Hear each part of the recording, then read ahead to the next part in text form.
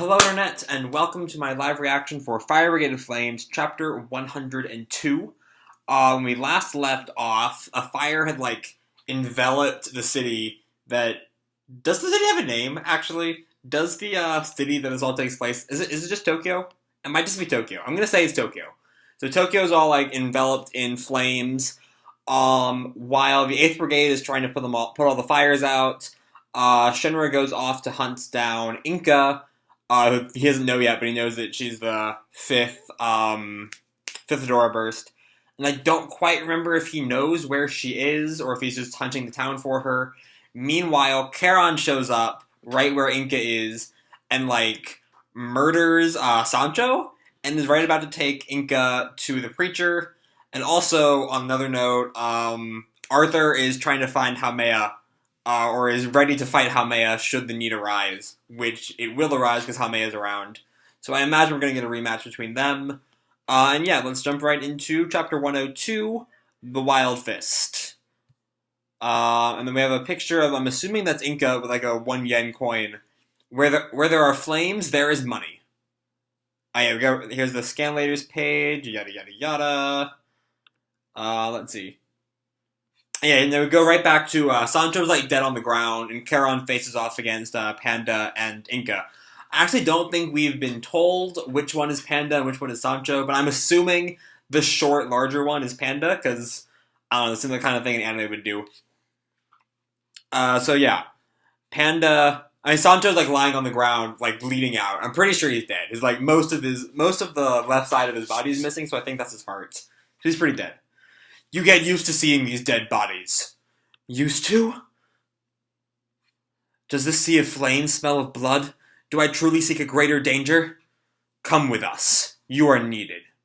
And Inka kind of stares at him. I'm needed? What are you planning? Why am I needed? To reach the Preacher's goal, bringing together the pillars to cause a disaster greater than the one 250 years ago. Hold on, I thought the disaster was 200 years ago. Okay.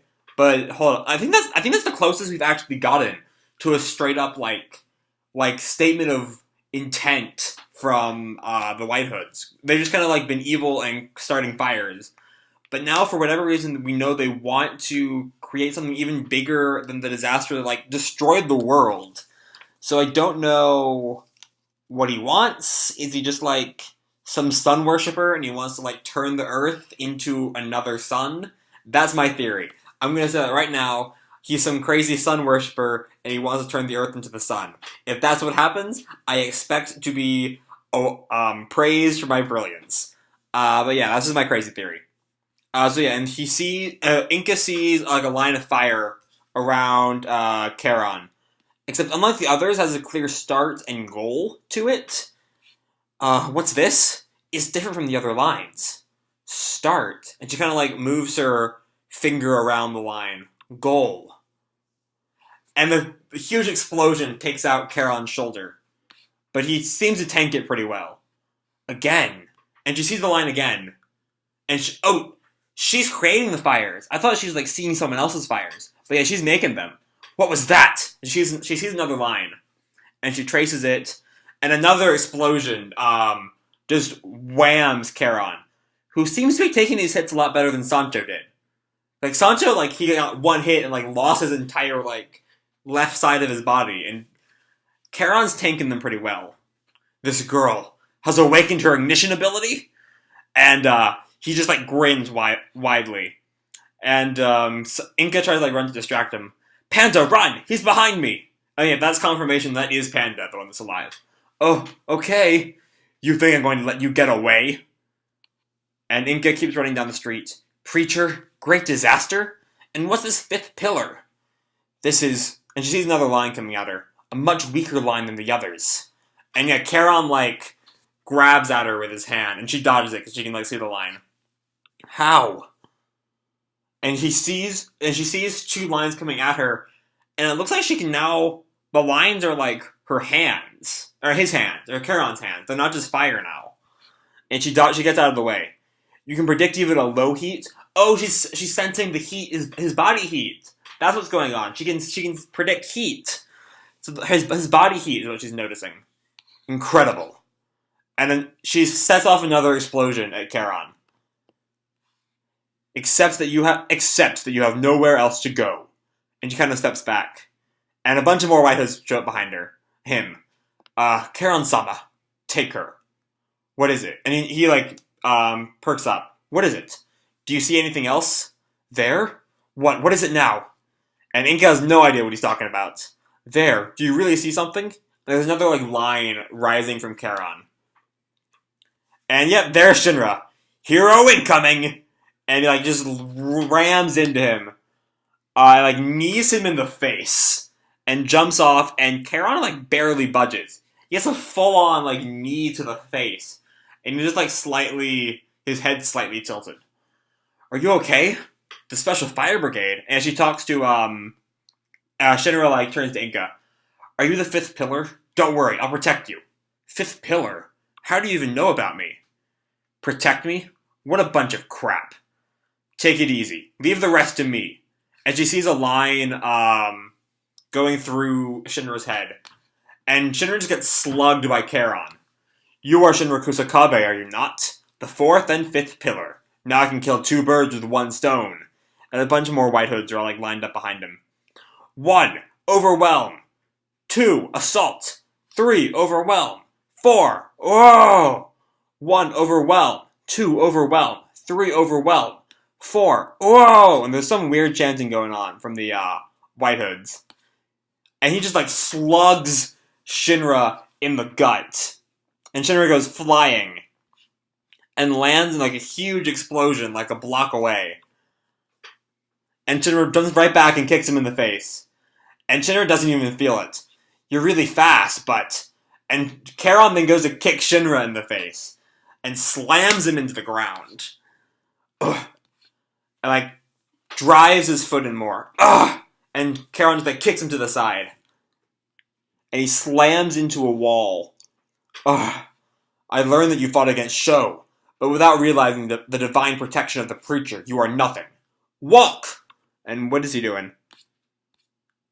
He steps forward and this huge explosion lights up behind him. Holy shit. Charon has begun. And we're back to Haumea looking over at the explosion that Charon just let out. Now then, hero, let's see you protect Inka. If you can't, we'll catch her. And we're right back to Charon. Hey, fire rat! Use those feet you're so proud of and run! I see it. What an absurd pressure! Don't screw with me. I won't run, you exploding gorilla! An overwhelming power. This strong enemy that stands in your way will test the value of the hero. To be continued in chapter 103, Touching the Flames. Alright. This was a really fun chapter. This whole, I really love the energy of the fights of the series. And this chapter just really drives it in, how fun these fights are.